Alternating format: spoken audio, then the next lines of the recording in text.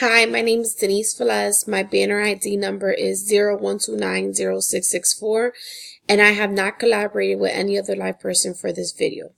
Okay, so today in this video, I'm going to show you how to find the number of students with a GPA above 3.2. All right, so you're going to go to Stat,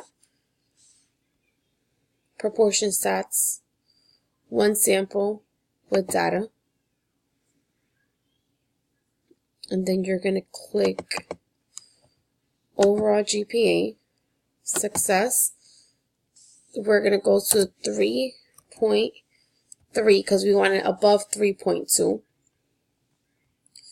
And then we want a confidence interval of 0.99%. Then we're going to hit Compute. This chart right here shows us that we are 99.9% confident that there are 44 students with a GPA of 3.3 or higher.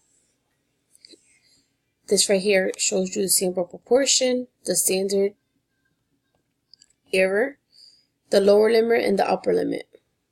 Right here.